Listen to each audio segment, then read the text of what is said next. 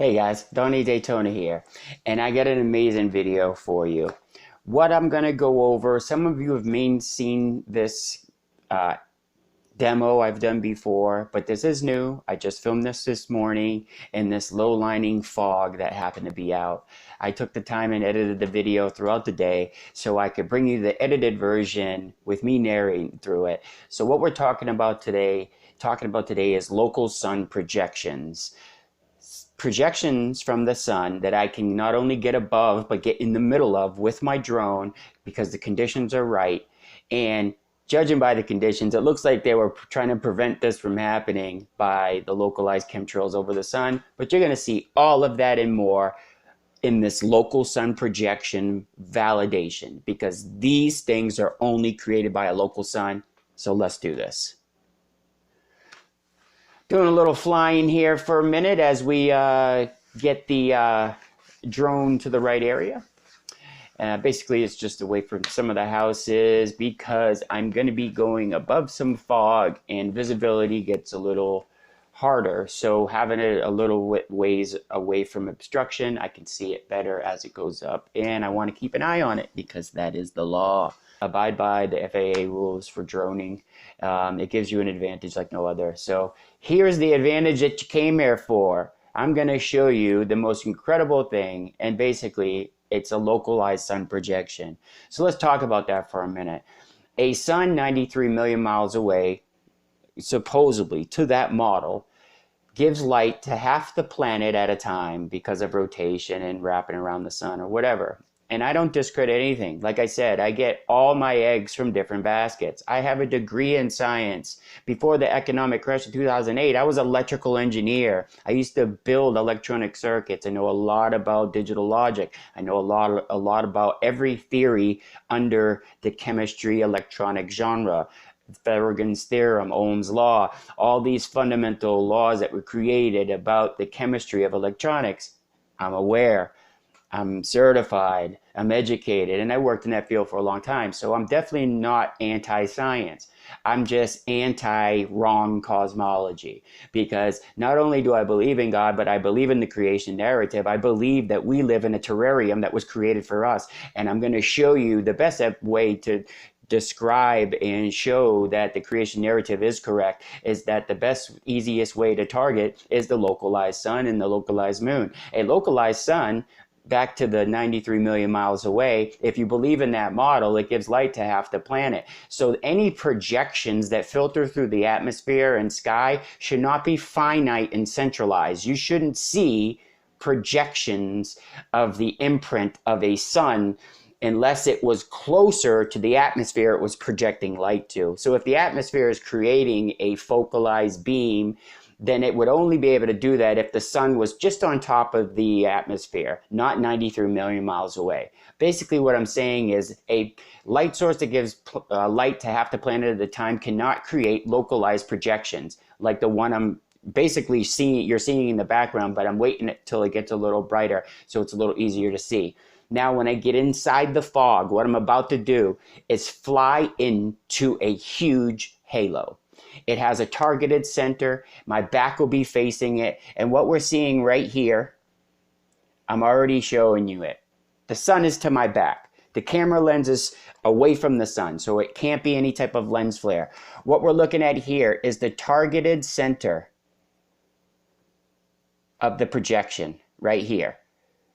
Wikipedia calls it a glory, but when they give the definition of that glory, it's only half of the projection. If you really see what a glory is attached to, it's also attached to a huge halo. It's almost a full circle in this one because I'm actually inside the fog. So basically, I'm flying you through a halo. Watch as it forms. There's the targeted center. You can see that bright little mess in the center of your screen. There's the arm of the halo. Okay, So what I'm going to do is take the camera down slowly. You're going to see the arm of the halo go like this, go back down, and right back up again. It's like 3/4 of a circle because there's not enough fog up top to complete the circle. So it's 3/4 of a halo with a targeted center. It's like it's not the same type of halo that goes around the sun or around the moon. If you were standing on the ground, yes, you'd see a ring around the sun or moon, but it would be a little less finite and more like a light projection, like from a flashlight, from the housing of the encasing that holds the bulb. Sort of like that, if I could relate it to. But watch, as I dip down with the camera, you can see the remainder of the projection. It's just a huge circle. See the white circle going through the trees, back up again, and then when I turn the camera, pan over, there's the center. Boom. We'll pause it right there. Okay, with my head out of the way, now I'll show you the whole 9-minute clip of both flights edited down. It was actually more like 45 minutes, but I sped it up a little bit. If you want to review all of this, even use it on your channel, just give me credit as the cameraman. Local sun projections. Here we go. Here's the arm of it. It goes all the way back up the other side, and there's the targeted center. When Wikipedia talks about the definition of this item right here, they don't mention this. They're only showing you half of it, because if they showed you the whole projection, people would say, how could that be created from a sun 93 million miles away? It looks like a localized projection.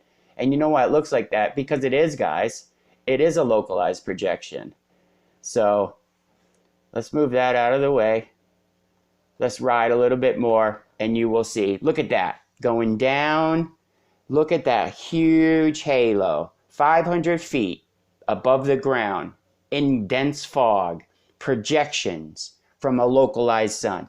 Now, for the rest of the video, I'm going to play around with it. I'm going to move around with it. Since it is a projection and I'm in the middle of it, it will move with me. You know, it's not like a shadow that's, you know, just in one specific spot because of the angle of the sun. The sun moves, so it moves. And because it's a projection and I'm in the middle of it, look, there it is again. Told you, it moves with you. Now what I'm going to do now is climb in altitude and look at it from a higher view. What I was doing right there, I was kind of in the middle of it, okay? Let's fast forward this a little bit. All right, back to the projection. Now all I'm basically going to do for the next 9 minutes is chase it around, find different areas where it's brighter, just to validate, you know, to validate the video. But I'm telling you, a sun 93 million miles away is not going to create finite projections like this. It's just not going to. When people are going to say the opposing argument, oh, it filters through the atmosphere and creates those projections and it's round because the sun's round. Well, yes, that would only be working if the sun was right on top of the atmosphere. So whatever your examples or models can describe why there's localized finite projections like this, as if a flashlight is shining close to a wall, or vice versa, you know what? Hold on a second. Okay, here's what I'm talking about. Picture if this was the clouds, okay? See the white piece of paper? Behind it, I have a flashlight. Right now, the flashlight is close, okay? I would say a couple inches. Do you see how finite the projections are? They're very easy to make out. It's a flashlight with 3 bulbs. As I move away, say 6 inches, you can still see that it's a projection, but now all 3 lights have kind of blended together. As I pull away, say to scale to light up the whole piece of paper, you no longer see a projection. Now when I move the light source closer to the paper, the closer I get, the more finite the projection. The further away, the less you see any projection at all. Being further away and me lighting up the whole backside of this piece of paper, what that is an example of is half the planet being lit at one time. This half is lit, the side on the other side, two-dimensional piece of paper, isn't lit. So one side's dark and one side's lit. That model. But if you believe in the creation narrative, a localized sun, you're only getting light to small portions of the planet at a time. A lot of the light that you see is, yes, created by the sun, but it's also created by light pollution, reflection off 70% of the planet being water. It's its own light source. It reflects light and lights the planet. If our planet was not 70% water, you would actually see how much light this sun actually gives. You'd be amazed. It probably would only light up a small district at a time. It's a local sun with localized projections. I hope I made that easy enough to understand. Now, if you'd like,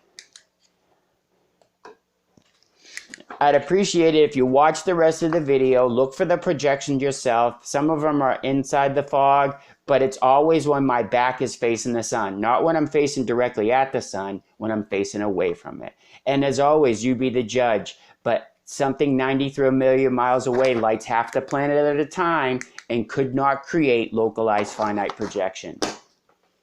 Gods are all around us, and it's time someone starts finding out a good way to show people, and that's what I'm here for. Blessings. If you want to stick around for the entire 9-minute edit, feel free. I'll put it to one of my original mixes. Enjoy.